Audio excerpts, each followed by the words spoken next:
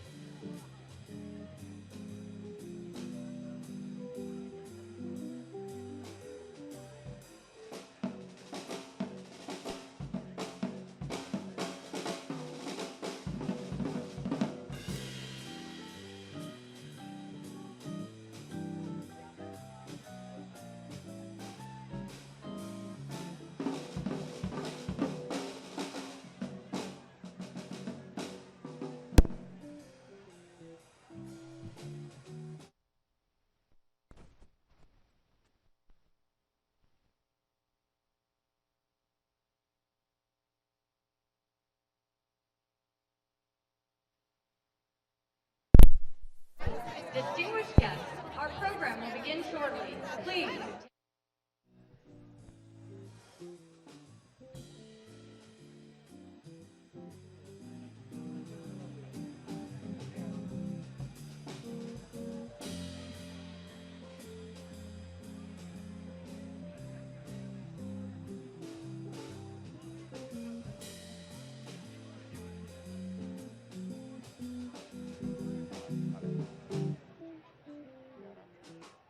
Please welcome the Duke Ellington School of the Arts Concert Choir.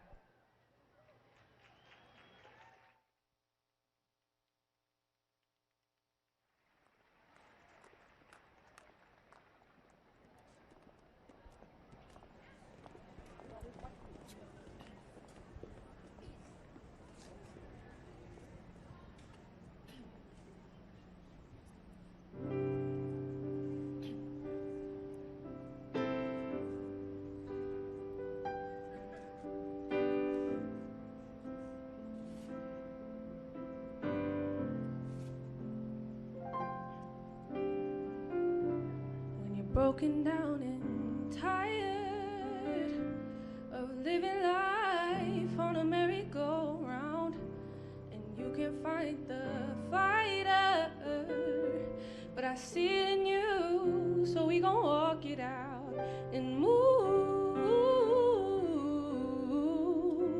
mountains. We gon' walk it out and move mountains. And I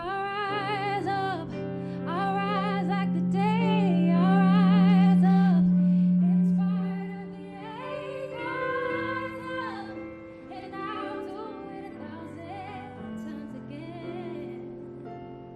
And I rise up, I like the waves, I rise up in spite of the ache, I rise up, and I'll do it 1,000 times again.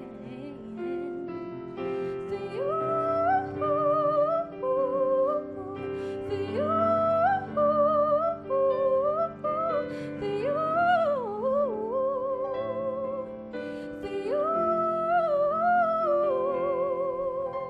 When the silence isn't quiet and it feels like it's getting hard to breathe, and I know you feel like dying, but I promise we'll keep the world to speed and move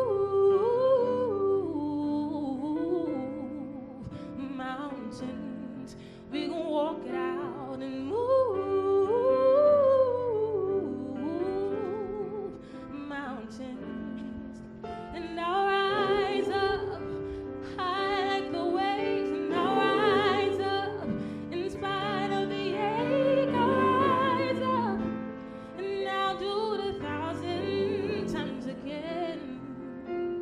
And I'll rise up high like the waves, and I'll rise up in spite of the ache. I'll rise up, and I'll do it 1,000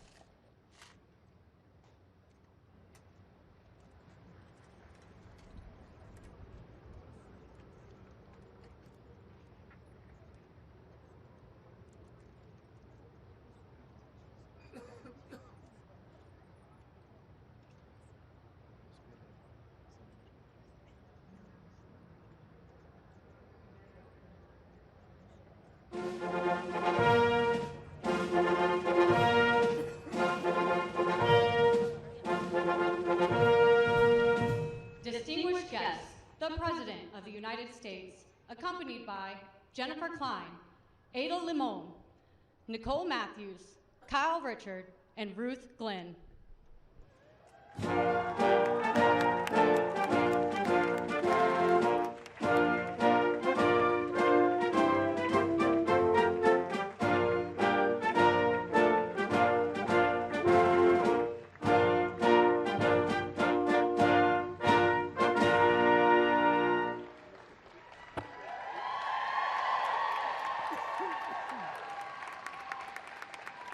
Good evening, everyone. Thank you for joining us to mark the 30th anniversary of the Violence Against Women Act. I'd like to welcome the hundreds of survivors, advocates, and allies with us here today. I'm Jennifer Klein, and I have the honor of serving as the director of the first ever White House Gender Policy Council.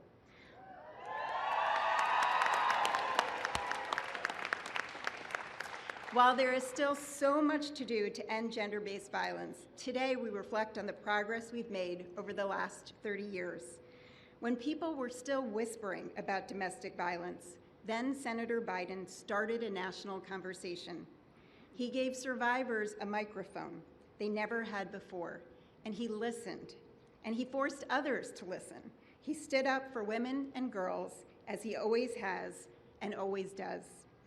Alongside courageous survivors and advocates, he forced the country to face what it had ignored for far too long. The Violence Against Women Act fundamentally transformed our nation's laws and culture. President Biden, with all of you, has worked to strengthen this law ever since. And this president, vice president,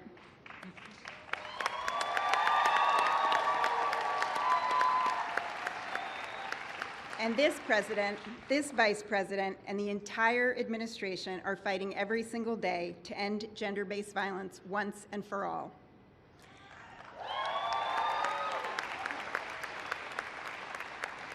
Now, I have the great honor of introducing the first of our incredible speakers, our nation's poet laureate, Ada Limon.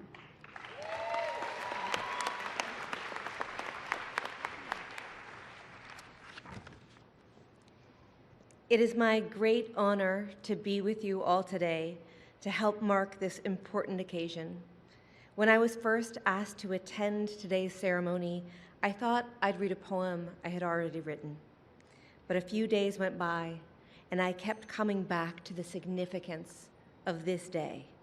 And as I held the power of the Violence Against Women Act in my head and in my heart, I decided I needed to compose an original poem. So here is a poem I wrote specifically for this gathering, for today, for all of you. For the sake of us. Out of the burst of air that is breath caught and breath returned, out of cloud cover, out of clover leaf and glue, out of private disasters and the spinning webs of fall's wind, what is woven, what is brilliantly designed to hold our own bright selfhood, comes into focus. Out of break and bonding, out of new shoots of blossoms and the outline of fallen leaves, out of one voice calling and more voices echoing, out of who we are erased of unease, only the original tender thing, out of our own groundedness that is not unfounded, but of this earth, the planet's signal that blinks, you belong. You belong. Yes, you too belong. Out of this comes our own sovereignty, a sanctity that is not ceremonial, but true. For each of us must stand in the arms of the rough world and trust it wants us here, wants to carry us safely, wants our inner wilderness the way it wants the trees, once the growling self and the soft self, once the body and what's beneath, wants us all to be allowed to breathe. Thank you.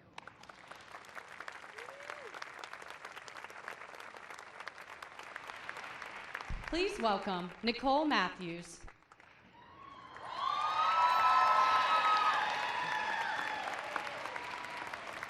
Buju and Dinawe Maganang, Nicole Matthews Jaganashimang, Manidu Beneshi Koyendago, Migazian Do Dame, Gawa Babaganakag in Dunjaba. Greetings, my relatives. My English name is Nicole Matthews, and my Indian name means Spirit Bird Woman. I am Eagle Clan, and I'm from the White Earth Band of Ojibwe. I am a survivor of gender-based violence. I am the daughter of a survivor. I am the mother of a survivor. I know firsthand how critical the Violence Against Women's Act is to survivors everywhere. As a child, I remember hiding under my blankets in my bedroom, listening to the sounds of my mom being physically assaulted by my dad. I remember walking past my dad while the police talked to him, and my mom and I were told to find somewhere else to stay for the night because there were no services and there were no shelters to turn to. I remember how angry my mom was at a system that made us, the victims, leave, while the abuser got to stay in the home. I decided then that I wanted to work to create a world where women and children were safe from violence.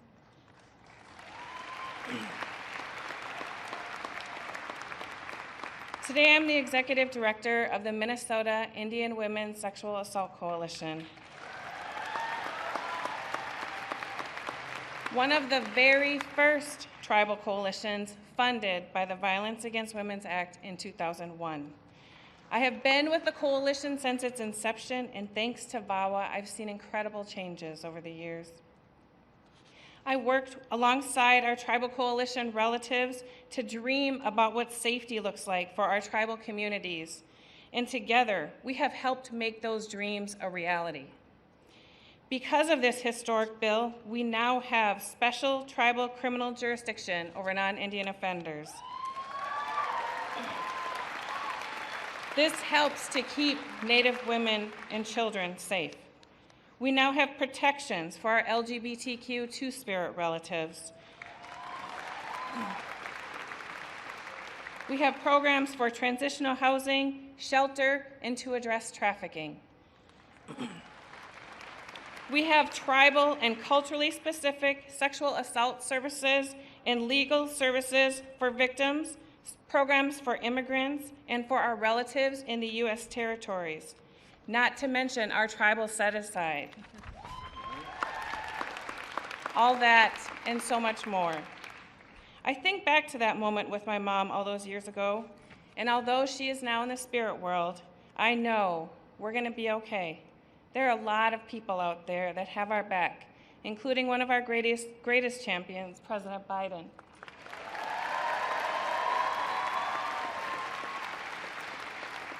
I would now like to introduce another champion who has shown how important it is to engage men in this movement, Kyle Richard. Chimigwich.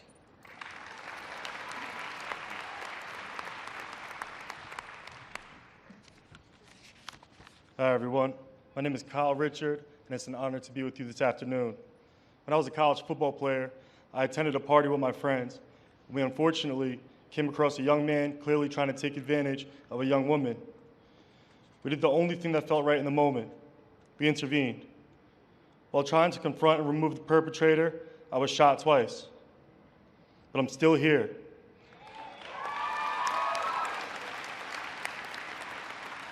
And I still graduated while finishing my college football career. As an athlete, my dream had always been to become a strength and conditioning coach. But after this experience, I became inspired to strengthen something else instead: the culture around violence prevention on college campuses. So I began speaking out. And in 2018, I was honored to receive the It's On Us Biden Courage Award, where I got to speak with President Biden, who at the time was the former vice president. Through his decades of work on the Violence Against Women Act and his commitment to take on gender-based violence, President Biden set the foundation for our work around prevention and support for survivors.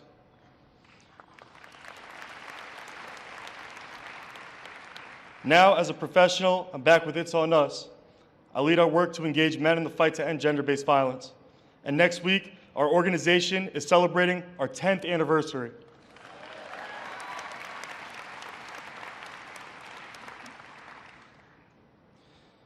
Since President Biden launched It's On Us in 2014, we have empowered millions of college students to take action to prevent sexual assault. Seeing our student chapters at work brings me so much hope for the progress we can and must make in our college communities. So, to President Biden, thank you for showing people like me that we do have a role in preventing violence, that we need to empower my generation and our future leaders to continue fighting this fight. Now, it's my honor to introduce Ruth Glenn, a trailblazer and a hero who's been fighting this fight for decades. Thank you. Thank you, Kyle. I'm going to hug you. Thank you. Of course. Thank you so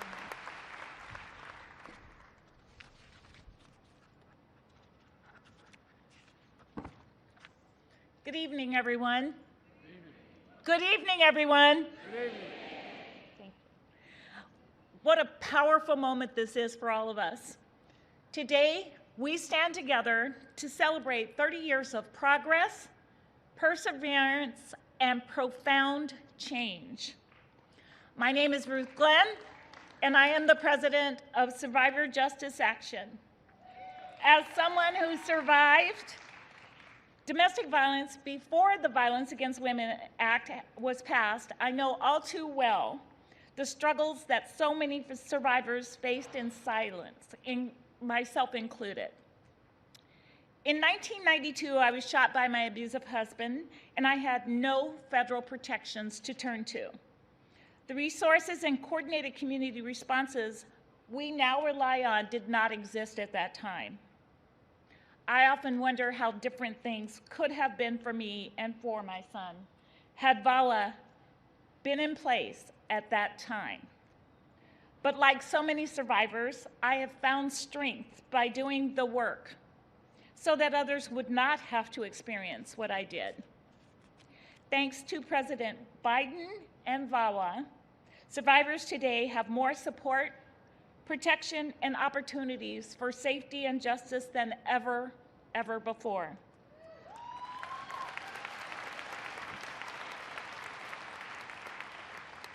What we could not have known in 1994 was that this law would expand from supporting survivors of domestic violence, sexual assault, and stalking to include dating violence and groundbreaking provisions on housing, legal assistance, economic justice, American Indian sovereignty, and services for the LGBTQ community.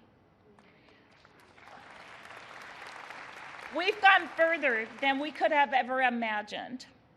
President Biden's vision has set the course for a safer, more inclusive future for everyone.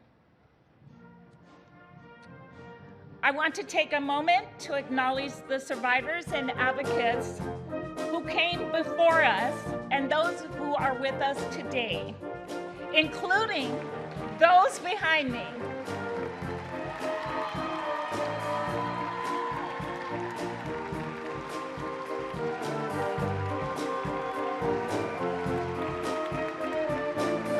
Like many of you in the audience,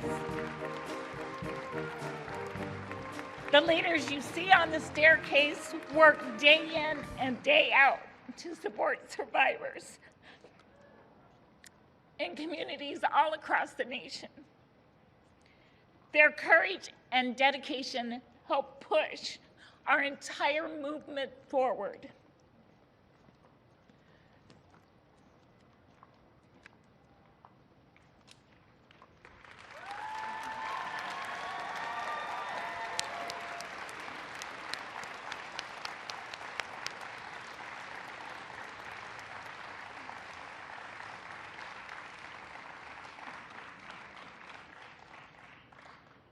And now, to our Commander-in-Chief, the man whose unwavering support and commitment have helped transform the country's response to domestic and sexual violence, the man who authored the original Violence Against Women Act as a senator, the man who fought to strengthen the law again and again as vice president, and the man who today, as our president, continues to fight to ensure every survivor is heard and protected and supported. On behalf of the National Task Force to End Sexual and Domestic Violence and all women, girls, and survivors, thank you, Mr. President.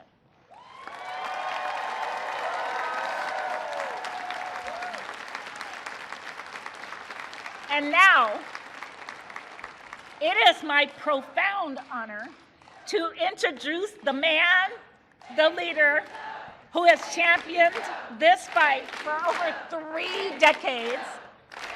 Ladies and gentlemen, please join me in welcoming the President of the United States, Joe Biden.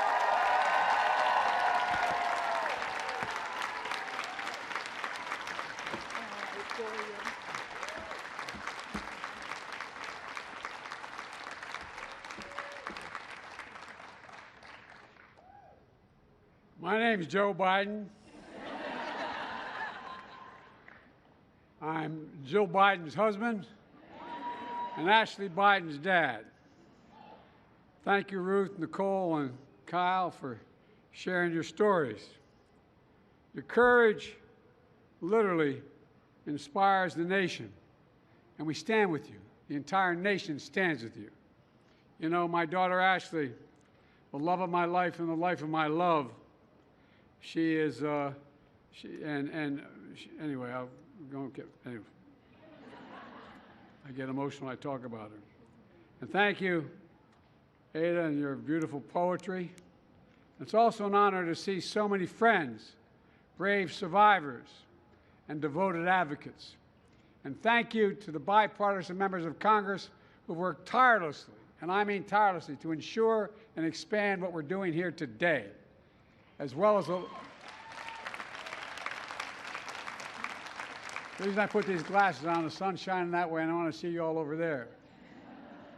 As well as the late Dianne Feinstein, Representative Sheila Jackson Lee, whom we miss very much. It wasn't too long ago that we as a country didn't want to talk about violence against women as a national epidemic, let alone do something the government had to address. Society often looked away, and so many places violence against women wasn't a crime. It was referred to as a family affair. We were told addressing it would cause disintegration of the family. That's what I got accused of. Biden was disintegrating the family, not a joke. That was a full-blown campaign. And that shelters, this is one that really angered me, shelters that we were putting in place were nothing more than indoctrination centers. Indoctrination. Few police departments had special victims units. And there was no national hotline to call, none. There was a background. That was the background when I first wrote the Violence Against Women Act in 1990. My goal was to do more than change the law, to change the culture of America. I mean it. Provide more protection and support for survivors, and to create accountability for perpetrators. The way I looked at it, I was raised by a dad, a gentle, decent man. He taught my siblings and me that the greatest abuse of power was to abuse power. And the cardinal sin that a man could do was raise his hand to a woman or a child. So I believed that the only way we could change the culture was by shining a light on that culture and speaking its name. We started holding public hearings, despite senators saying it was too salacious for the public to see. That was one of the arguments. You may be right, Joe, but it's too salacious for the public to see. They won't understand. We had to let America know what was going on. Americans are core, basic, decent people. And I believed that if they could see the truth, we could begin to change things. And that's what happened.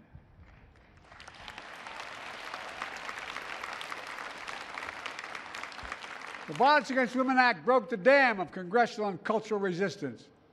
brought this hidden epidemic out of the shadows and began to shift the legal and social burdens away from the survivors onto the perpetrators where they belonged. For example, the new law created the first ever national hotline for survivors to get help. It supported shelters, rape crisis centers, housing, legal assistance for women and children all across America. And the law helped train police officers and advocates and prosecutors and judges and court personnel to make our entire system more fair and responsible to the needs of survivors. And over the last 30 years, every time we've reauthorized that law, when I was a senator, when I was vice president, when I was president, we've strengthened it. We've broadened the laws, domestic violence protection, to including dating violence, and to better support survivors of stalking and sexual assault. We expanded services to protect immigrants, communities of color, rural communities, tribal lands, LGBTQ survivors, and to create a new program to end the backlog of rape kits. Instead of prevention programs in every state, we secured historic funding to increase so much more. Since we passed VAWA, according to the Department of Justice, between 1993 and 2022, annual rates of domestic violence have dropped by almost 70%.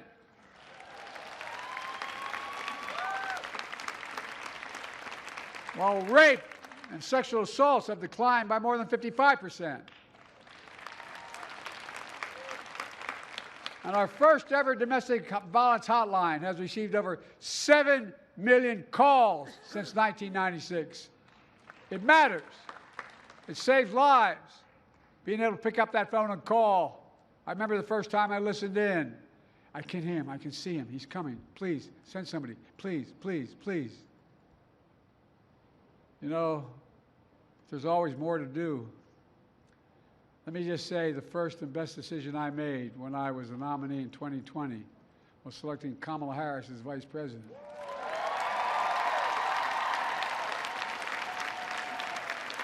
Not a political statement, it's a factual statement. A former district attorney, attorney general, U.S. senator who prosecuted and stood up to sexual violence offenders her entire career. You can't say that about my predecessor. Kamala and I have also taken steps beyond this law to address violence against women.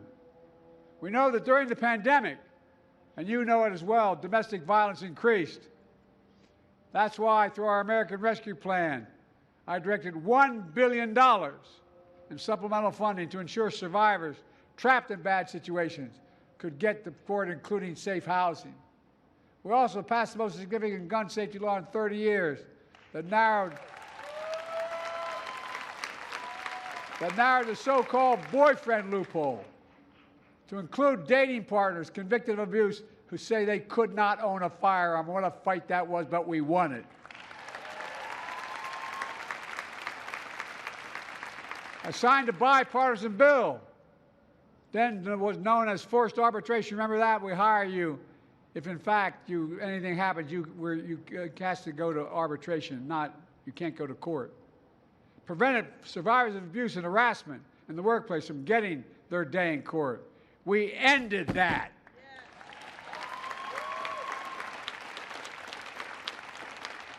It's amazing the people who oppose us doing that. It just stunned me.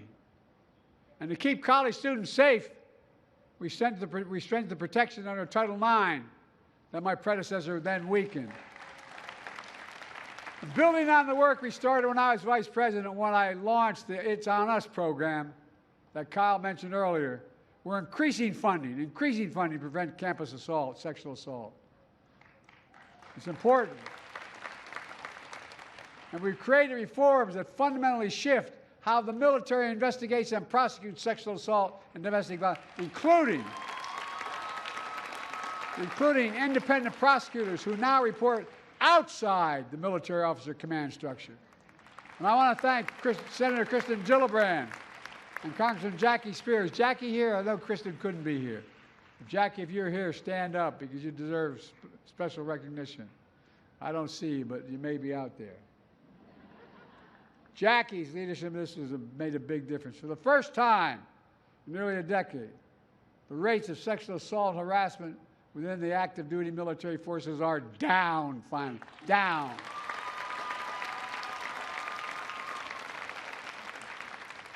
Kamala and I also continue to stand with women and girls worldwide who are facing violence and demand basic human rights. I also signed the historic presidential memorandum to punish individuals around the globe who use rape and sexual violence as a weapon of war and terror.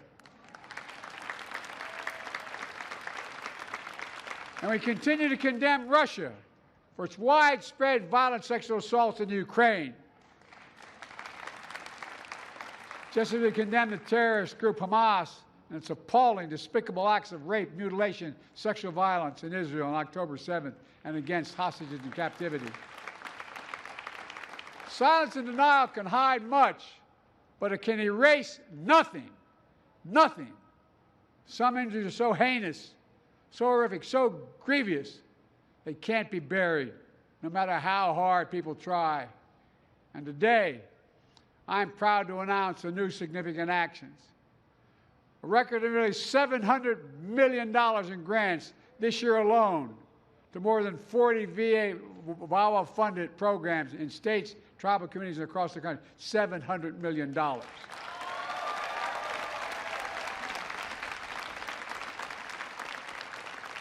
We're also issuing new policies to expand housing protections for survivors, give law enforcement more tools to remove guns from domestic abusers, and we're tackling the next frontier of gender-based violence and abuse, deep fake images and videos generated by artificial intelligence. Back in 2022, we established civil protections for those whose intimate images are shared without their consent. It's now a crime. Today, in response to my call to action, we've received new commitments from leading technology companies to combat the creation of exploitive deepfake images and to stop distributing and making money off this kind of sexual abuse, which they're doing now. Folks, but the fact is, we know our work never stops. To any survivor who's struggling, I want you to know you're not alone. Doug and I, Kamala and Doug, our entire administration, the entire community have your back. For example, Kamala and I will continue to defend reproductive freedom in America.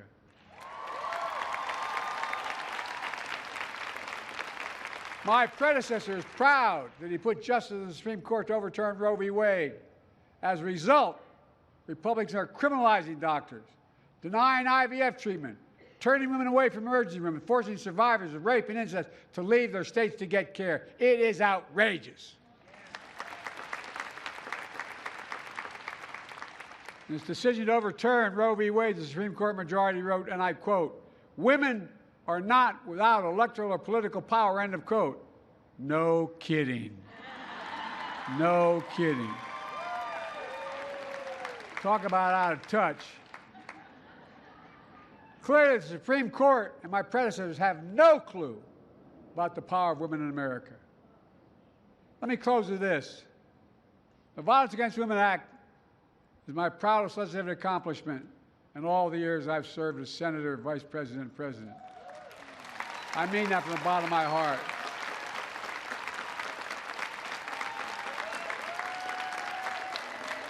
Thank you.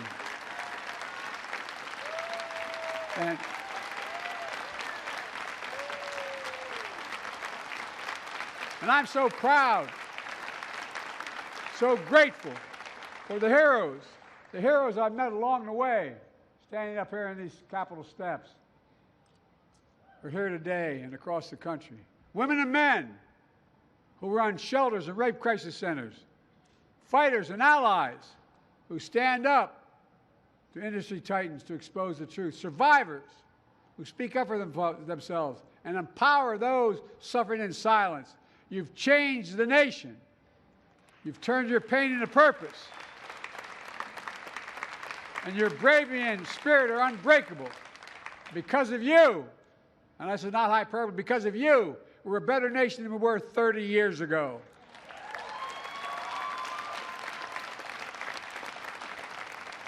By the way, my daughter is a social worker in Philadelphia providing housing for abused women and those coming out of prison. She was going to be here today, but she's ill. She was going to introduce me. I want to thank her and all like her.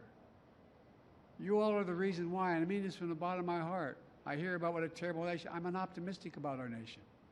I've never been more optimistic about our future. I really haven't. We have to remember who we are. We're the United States of America. And there is nothing beyond our capacity when we do it together. We're the only nation in the world that's come out of every crisis stronger than we went in. And we're going to continue to fight and end all this scourge that we've had to deal with. God bless you all, and may God protect our troops. Thank you, thank you, thank you.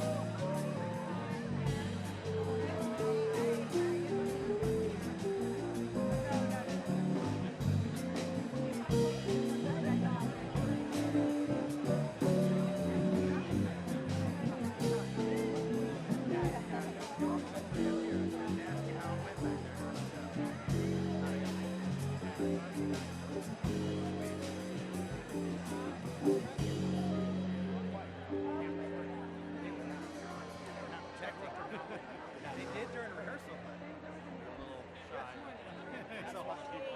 That's why I had the feedback. I was like, because I was trying to turn them up. Yeah.